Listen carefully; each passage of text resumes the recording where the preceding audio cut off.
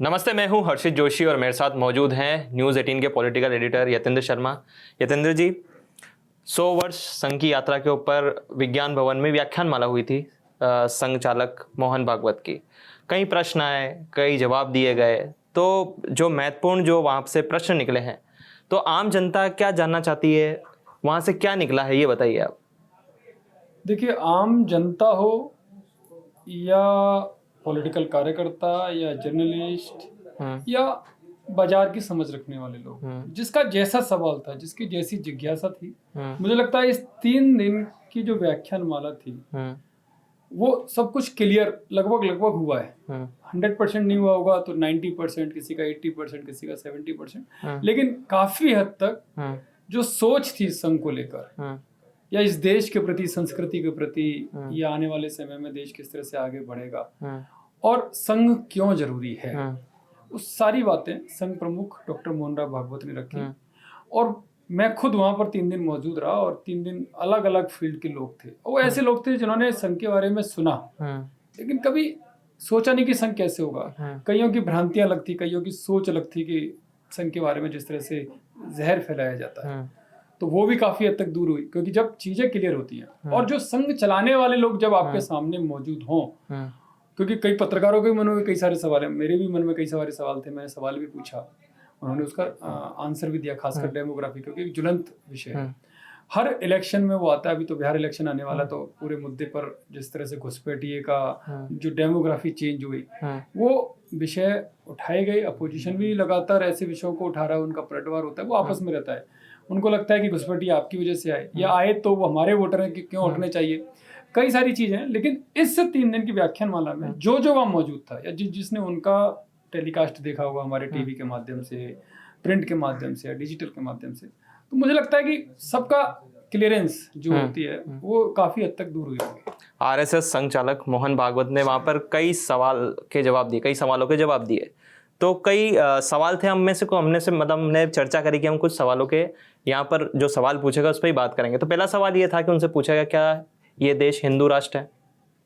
ये तो संघ पहले से ही कहता रहा है कि हिंदू राष्ट्र है, लेकिन टेक्निकली मैं उस मामले में वो पढ़ना नहीं चाहता, क्योंकि उन्होंने बहुत ही ईमानदारी से इस बात को बोला।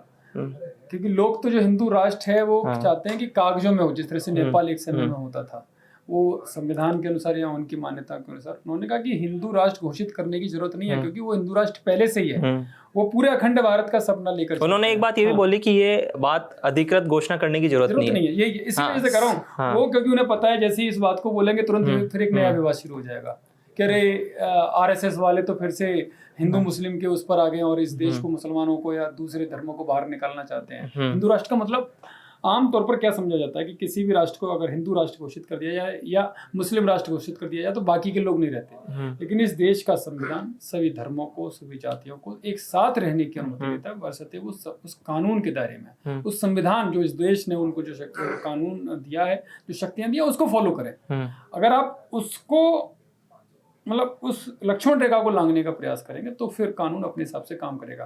तो इसी वजह से वो टेक्निकली में नहीं फंसे, वो डॉक्यूमेंट्स में नहीं जा रहे, वो अपनी मान्यताओं पर जा रहे हैं। वो कह रहे हिंदू राष्ट्र तो पहले से था, और हिंदू कोई हिंदू मुस्लिम सिख ईसाई वाला नहीं है, जो इस देश में रहता है वो हिंदू है। तो यहाँ पर जितने भी लोग उस सीमा में रहते हैं, भारत की सीमा में, वो हिंदू है, और जहाँ हिंदू रहते हैं वहाँ वो हिंदू राष्ट्र है। एक सवाल काफी दिनों से उठ रहा है, 75 जो एक अंक है ना, ये काफी समय से मीडिया में भी घूम रहा है, सब जगह घूम रहा है 75।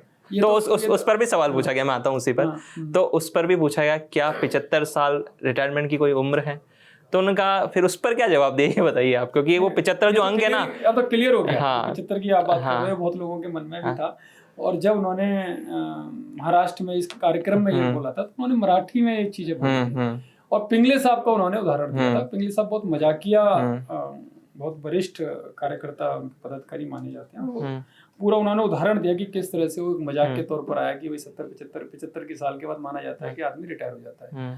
लेकिन उन्होंने साफ कर दिया, खुद संघ प्रमुख मोहन भागवत, ना वो खुद रिटायर होंगे, ना वो किसी और के लिए रिटायर करने के लिए बोलेंगे। यानी कि सीधा इशारा ये किसी और के लिए, किसी और के लिए, सीधा सीधा प्रधानमंत्री नरेंद्र मोदी की तरफ था। क्योंकि सवाल यही था कि दोनों की उम्र वो 75 क्रॉस होने वाली है। और जो 75 की बात कही जाती है तो ऐसे में क्या ये दोनों रिटायर होंगे, क्योंकि महाराष्ट्र के उस जब उन्होंने बात मजाक में कही, एक उदाहरण दिया पिंगली साहब का, तो इसको इससे जोड़ दिया गया कि अब तो साहब संघ प्रमुख भागवत ने भी इशारा कर दिया, अब तो इनको वो खुद भी छोड़ेंगे और प्रधानमंत्री नरेंद्र मोदी को भी अपने पद से जाना पड़ेगा। लेकिन कल उन्होंने साफ कर दिया।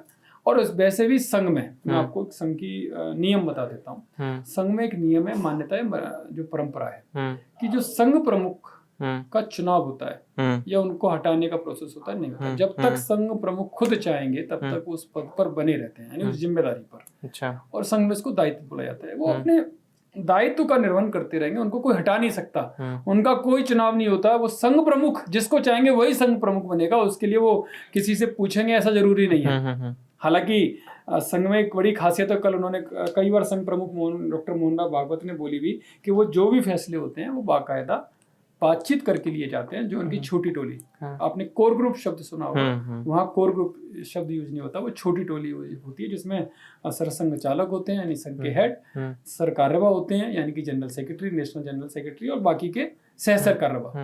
अभी 6 सह सरकार्यवाह है, वो ज्वाइंट जनरल सेक्रेटरी कहलाते हैं। ये मिलकर जो फैसला लेते हैं, और ये भी फैसला अपने आप नहीं लेते, ये उनके क्षेत्र प्रचारक, अखिल भारतीय पदाधिकारी यानी कि बड़ी टोली और वो सब, वो बैठकर जो फैसला लेते हैं उस संघ प्रमुख उसी को फॉलो करते हैं। और जो मैंने 75 साल वाली जो आप बात कर रहे हैं, तो इस वजह से नहीं होता क्योंकि अभी भी दोनों का स्वास्थ्य बहुत अच्छा है। और खासकर संघ प्रमुख पर मैं आता हूँ, संघ प्रमुख को कोई हटा नहीं सकता, जो मैंने पहली बार, वो मरते दम तक रह सकते हैं। नहीं, आप मैं आपको रोकना चाहूंगा। तो जब उनसे पूछा गया तो उन्होंने कहा कि मैं 80 वर्ष तक रहूंगा, अगर संघ आग्रह करेगा तो भी मैं शाखा में जाऊंगा। हाँ, अगर 80, हाँ, ये बात उन्होंने बोला। अभी इसी वजह से मैं कर रहा हूँ, आप उनकी फिजिकल हेल्थ देखिए, वो बिल्कुल फिट है, माइंड के हिसाब से भी, बॉडी के हिसाब से भी, और जो भी उनके। तो अब जो ये आंकड़ा ना 75 से 80 पे चला गया है, कल जो बात बोली थी ना, मुझे लगता है और आगे भी जा सकता है क्योंकि वो चाहे आप नरेंद्र मोदी जी को ले लीजिए, चाहे भागवत जी को ले लीजिए, दोनों फिजिकली और मेंटली बिल्कुल फिट हैं। और वो इस उम्र में बड़े बड़ों को मात दे रहे हैं, अच्छे अच्छे युवाओं को मात देते हैं। तो अभी तो मुझे नहीं लगता कि आने वाले समय में वो हटेंगे। और मैं आज आपको बता दे रहा हूँ, 2029 का चुनाव प्रधानमंत्री मोदी के नेतृत्व में लड़ा जाएगा। अच्छा। वही प्रधानमंत्री बनेंगे। अगर जीतते हैं तो, मैं जीतने की गारंटी नहीं दे रहा हूँ, लेकिन जीतते हैं उनके, ये गारंटी है। नहीं, मोदी जी तो गारंटी देते हैं, मोदी जी तो गारंटी देते हैं। हाँ, उनकी पार्टी देती है, क्योंकि ऐसे पत्रकार मैं नहीं दे सकता हूँ। अभी जब सर्वे रिपोर्ट आएगी, जब उस वक्त माहौल क्या बनेगा उस वक्त बताएंगे। ये गारंटी मैं दे सकता हूँ कि उनके नेतृत्व में चुनाव लड़ा जाए। एक सवाल और उभर के आ रहा है, जो महत्वपूर्ण जो सवाल थे वहां पर हम उन्हीं को ही ले रहे हैं। एक सवाल और था जनसंख्या के ऊपर, तो उन्होंने कहा कि जो हिंदू है उनको 3 बच्चे पैदा करने चाहिए। इस पर भी काफी हेडलाइंस है, या सुर्खियां देखी होगी आपने, सुबह अखबार जब पढ़ा होगा, न्यूज में भी चल रहा था। देखिए, उन्होंने जो बात बोली, अगर उसको साइंटिफिक देखें तो साइंटिफिक भी उन्होंने उसका रीजन बताया कि आप जितनी भी सर्वे रिपोर्ट्स आएंगे, डॉक्टरों से बातचीत आएंगी, तो उसमें ये माना गया है कि 3 बच्चे जिससे जो 3% की जो दर होती है, अगर उससे कम जाते हैं तो वो सभ्यता, वो जाति या धर्म है, वो खत्म होता चला जाता है। जिस भी धर्म में ऐसा होता है। तो अभी हमारे यहाँ क्या है कि हमारे 2 बच्चे नारा चल रहा है। अगर साइंटिफिक तरीके से देखें तो वो नारा ठीक नहीं है। और ये सारे जो उस प्रोफेशन से जुड़े हुए लोग हैं वो कहते हैं। अभी हमारे यहाँ जो दर है वो 2.1 है। तो उन्होंने इसका 2.1 का भी मतलब बताया कि 2.1 का मतलब यानी कि 2 से ज्यादा। 2.1 2 से नीचे नहीं हो सकता। और 2.1 और 2 से ज्यादा क्या होता है, वो 3 होता है। तो 3 तो होने ही चाहिए। और ये माँ बाप के लिए, हेल्थ के लिए भी हो जाता है। और सभ्यता कैसे, संस्कृति भी जरूरी है। 3 बच्चे होंगे तो वो समझेंगे, चाहे वो 2 लड़की हो या 3 लड़कियां हो, या 2 लड़के हो या 3 लड़के हो, कुछ भी हो सकते हैं, लेकिन वो परिवार का मतलब समझेंगे। चाचा, ताऊ, बुआ, मौसी, जब इस तरह के संख्या होगी, अगर ये अकेला बच्चा होगा या 2 बच्चे होंगे, एक बेटा एक बेटी मान लो, तो वो बुआ पापा तो बन जाएंगे, चाचा ताऊ नहीं बनेंगे, मौसी नहीं बनेंगे। तो वो जो सभ्यता है, जो परिवार की जो विरासत है, जो समीकरण होते हैं, वो एक धीरे धीरे खत्म होते चले जाएंगे। और वो मेंटल रीजन जो होता है, आप 10 तरह की बातें अपने छोटे भाई से, बड़े भाई से, या बराबर के होते हैं, बहन से, अपनी मौसी से, जब बच्चे बड़े हो जाएंगे, अपने चाचा से, अपने ताऊ से, वो सारी बातें जो होती हैं परिवार के नाते, वो खत्म होती चली जाएंगी। तो इस वजह से 3 बच्चे होने चाहिए, उन्होंने साइंटिफिक तरीके से बोला। एक भाषा विवाद जाहिर है कि महाराष्ट्र से लेकर तमिलनाडु, कर्नाटका, आपने देखा होगा, न्यूज़ आप लगातार कवर करते हैं, हर विषय पर कवर करते हैं, तो ये भाषा विवाद लगातार चल रहा है। उनसे इस पर भी एक सवाल पूछा गया कि एक हिंदुस्तानी को कितनी भाषाएं सीखनी चाहिए, और क्या विदेशी भाषा के ऊपर भी उन्होंने कुछ बोला, तो उनका क्या जवाब रहा? ये जो भाषा, बिल्कुल आरएसएस शुरू से बातें करता आ रहा है, और कल भी उन्होंने बहुत खुलकर बोला। उन्होंने साफ बोला कि एक राज्य की भाषा जो उस राज्य की है, एक मातृभाषा, मातृभाषा और राज्य की भाषा, और एक संपर्क भाषा होनी चाहिए व्यवहार की, कम्युनिकेशन के लिए। उन्होंने साफ कहा कि अंग्रेजी का वो विरोध नहीं करते, विदेशी भाषा नहीं होनी चाहिए, वो अपने देश की कोई भाषा, और ये सबको मिलकर तय करना चाहिए। लेकिन होता क्या, राजनीति के नाम पर खासकर तमिलनाडु या केरल, साउथ के लोगों को नॉर्थ से बढ़ाया जाता है, और आपस में भाषाओं के नाम पर, और ये बड़े बड़े आंदोलन हुए वहां पर, और एक दूसरे के प्रति जहर भरा जाता है कि देश एक ना हो, नॉर्थ और साउथ यानी कि उत्तर और दक्षिण, पश्चिम, पूरब, ये सब एक ना हो जाएं। तो इसको लेकर इस तरह की आग लगाई जाती रहती है, और शायद यही कारण था कि इन सबको देखते हुए, मैं तारीफ नहीं कर रहा हूँ, लेकिन प्रधानमंत्री रहते हुए नरेंद्र मोदी जी ने एक अच्छा काम किया, तमिल और काशी संगम शुरू किया, और उसका रिजल्ट भी देखने को मिल रहा है। हालांकि फिर भी उसके बावजूद भी विपक्ष कुछ ना कुछ करता रहता है, लेकिन ये बहुत क्लियरिटी उन्होंने कर रखी है कि आपकी मातृभाषा होनी ही चाहिए, इसमें किसी को कोई आपत्ति नहीं, आपकी जो राज्य की भाषा है वो होनी चाहिए। अब देश की एक भाषा को संपर्क भाषा के तौर पर ये बैठकर निर्णय करना है। यतेंद्र जी, एक सवाल है कि जो इंग्लिश है वो ग्लोबल लैंग्वेज है, आप कहीं भी जाते हैं जाहिर तौर पर, आप अगर बाहर भी जाएंगे या वैश्विक नेता भी मिलते हैं, एक दूसरे से अंग्रेजी में कम्युनिकेशन करते हैं, तो क्या कि ये जरूरी है कि मतलब 3 भाषाएं सीखें हर व्यक्ति को? अगर मान लीजिए मुझे हिंदी आती तो मैं, संस्कृति बचानी है और देश को समझना है, देश के मनोभावों को समझना है। आप मेरी बातों पर मत जाइए, संघ प्रमुख की बातों पर मत जाइए, साइंटिफिक देखिए, साइंस जब रिसर्च होती है तो सारी चीजें आती हैं, उसमें साफ साफ बताया गया है कि जब आपके मेंटल का जो डेवलपमेंट होता है, यानी कि माइंड का जो डेवलपमेंट होता है, जो दिमाग का विकास होता है, वो अपनी मातृभाषा में ज्यादा होता है। और हमारे यहाँ तो बोली हर 3 को उस पर 6 को उस पर बदलती चली जाती है। इसी वजह से राज्य की भाषा भी जरूरी है, क्योंकि इस राज्य में क्या बोला जाता है, तो वो चीजों को अच्छे से समझेंगे। हम अपने मनोभावों को अपनी मातृभाषा में, अपनी राज्य की भाषा में ज्यादा अच्छे से प्रकट कर सकते हैं, विदेशी भाषा में नहीं कर सकते। उन्होंने उसका उदाहरण भी दिया था, विदेशी भाषा सीखनी है जरूर, क्योंकि आपको पूरे देश विदेशों में भी संपर्क साधना है, लेकिन उसमें उदाहरण भी है कि चाइना में ऐसा होता है, आज विकसित देश, मैंडारिन बोली जाती है, जापान में बिल्कुल विकसित, जापानीज, रूस विकसित देश है, इन्होंने तो कभी विदेशी भाषा को नहीं अपनाया। फ्रांस, जर्मनी, ये वो देश हैं, इटली, इजराइल, ये दूसरे देशों की भाषा नहीं सीख रहे, विदेशी भाषा को उन्होंने उतना ही एक्सेप्ट किया है जितना जरूरी है, लेकिन उन्होंने अपने देश की भाषा, अपनी मातृभाषा को अपने नागरिकों के लिए कंपलसरी किया, उसी को उन्होंने सिखाया। और शायद यही कारण है कि वहाँ दिमाग ज्यादा चलता है, वो नए नए इनोवेशन करते रहते हैं। और ये बात संघ प्रमुख कह रहे हैं तो गलत क्या है?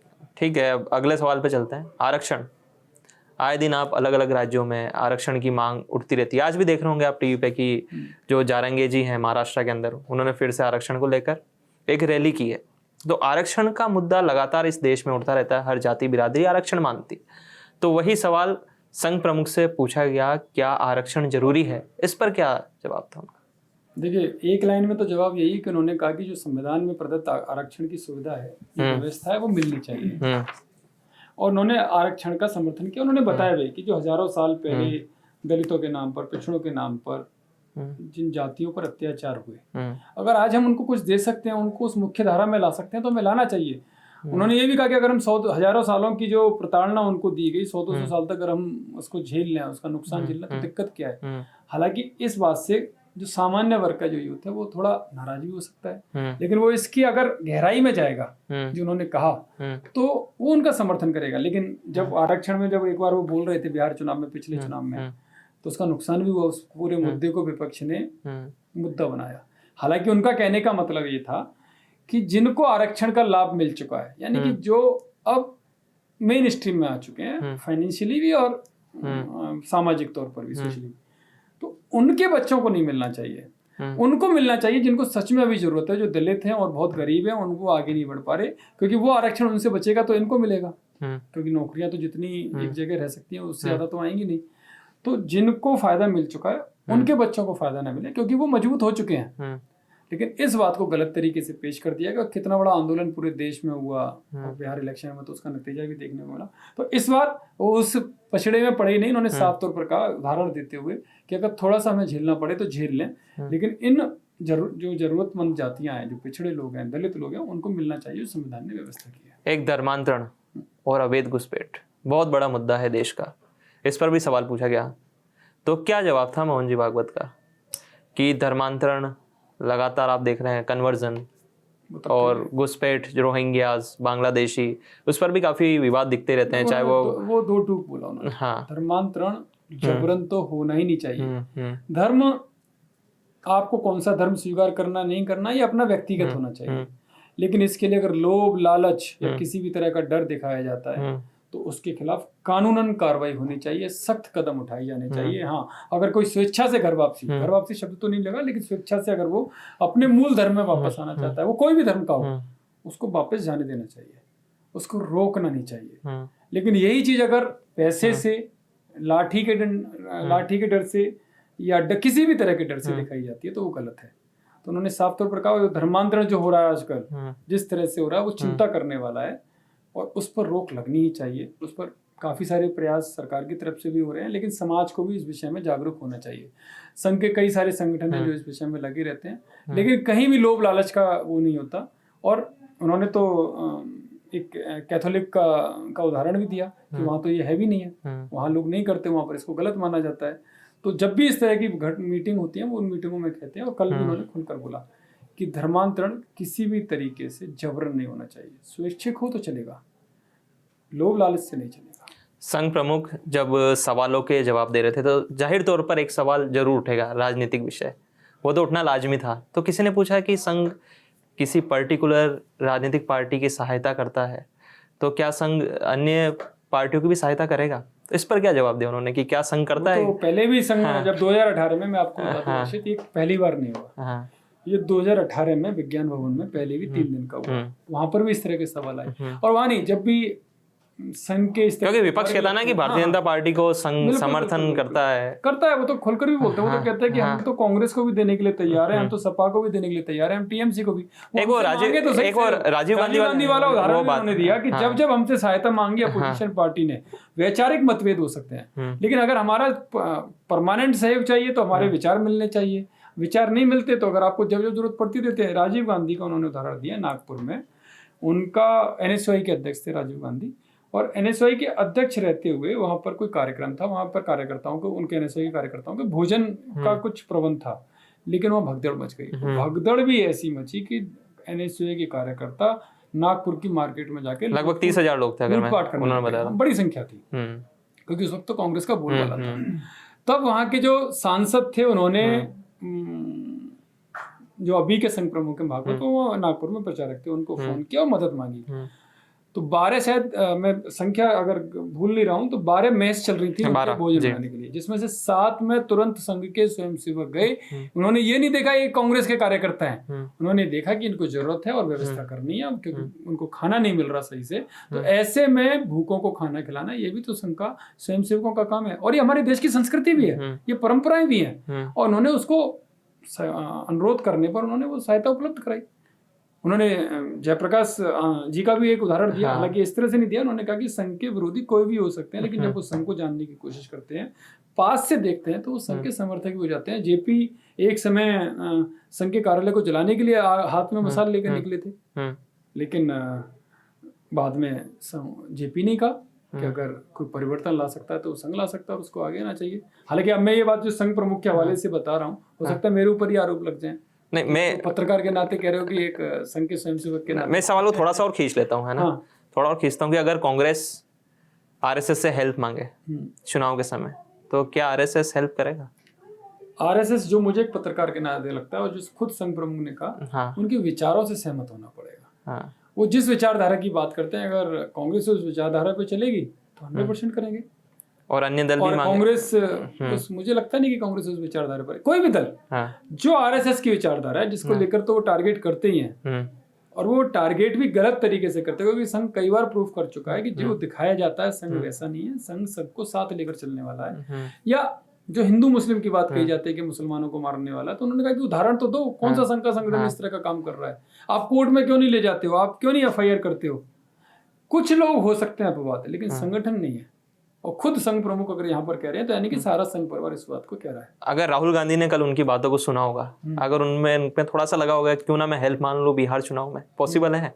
वो कहते हैं कि आप बिल्कुल पॉसिबल है, लेकिन फिर जो संघ की विचारधारा है, जो उनका दिखाया हुआ रास्ता, उस पर राहुल गांधी चलेंगे तो मुझे लगता है संघ मना नहीं करेगा। नहीं, जो स्टेट नहीं, अगर वो कहते कि स्टेट का मैनिफेस्टो आपके हिसाब से बना लेते हैं कि आप क्या क्या चाहते हैं, हाँ तो क्या वो हाँ बोल देंगे इस पे? बिल्कुल बोल देंगे, अगर उनके हिसाब से मैनिफेस्टो बनेगा और हिसाब से तो फिर भारतीय जनता पार्टी का क्या होगा फिर? ये तो भारतीय जनता पार्टी सोचेगी ना। हाँ। लेकिन जहां तक संघ की बात है, अगर कांग्रेस उस मैनिफेस्टो पर चलती है तो फिर तो चुनाव की नौबत ही नहीं आएगी ना, फिर तो बीजेपी और कांग्रेस एक ही हो जाएंगे ना। तो चुनाव कराना ही नहीं देश के अंदर? नहीं, बाकी की पार्टियां होंगी ना, ऐसा थोड़ी कि चुनाव खत्म हो जाएगा जी।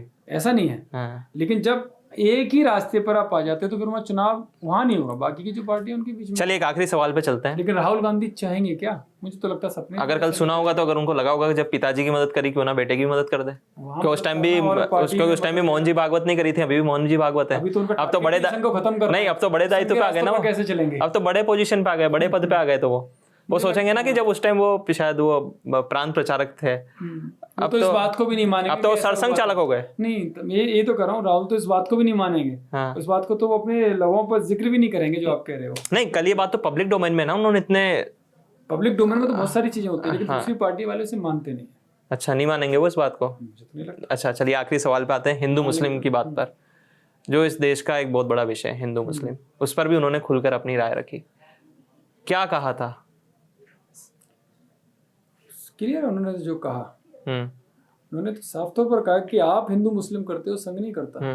और आपकी जानकारी करता दूं, संघ को काफी समय से, चाहे वो मुस्लिम धर्म के गुरु हों, उनके सामाजिक कार्यकर्ता हों, या ईसाई धर्म के हों, या बौद्ध धर्म के हों, या जैन धर्म के हों, या जितने भी पारसी हैं। मैं एक सवाल और ऐड करना चाहता हूँ, आखिरी सवाल है। उन्होंने ये भी कहा कि हर मस्जिद के नीचे शिवलिंग और नंदी। उसी पर दूसरा सवाल ये, मतलब दूसरी बात ये बोली कि मतलब हमने सिर्फ एक आंदोलन में भाग लिया था, राम मंदिर, उसके बाद हम किसी आंदोलन में भाग नहीं लेंगे, इसके बाद हम ये समाप्त कर देंगे, लेकिन स्वयं सेवक लेंगे। हाँ, मतलब ऑफिशियली अनाउंसमेंट नहीं होगा, लेकिन स्वयं सेवक बने हुए नहीं है। अगर काशी और मथुरा का कोई आंदोलन होता है तो स्वयं सेवक भाग ले सकते हैं, यानी कि वो अभी भी उनके एजेंडे पर, इस बात को समझना चाहिए। ठीक है, आरएसएस अपने बैनर तले नहीं आएगा जिस तरह से अयोध्या में राम जन्मभूमि के लिए आया, लेकिन अयोध्या और मथुरा और काशी, एक नारा सुना है ना, अभी तो पहली झांकी है, काशी बाकी है, तो मथुरा काशी बाकी है।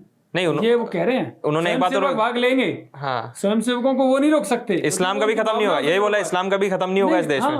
क्योंकि देखो, आप इतनी बड़ी जनसंख्या है मुस्लिम धर्म को मानने वाले, जब बड़ी संख्या होती है आप उसे मारने। और उन्होंने ये भी बोला कि जो ये सोचता है वो हिंदू नहीं है। हाँ, क्योंकि उन्होंने साफ कहा ना कि वो अपने लोग हैं, वो इस संस्कृति को मानने वाले लोग हैं।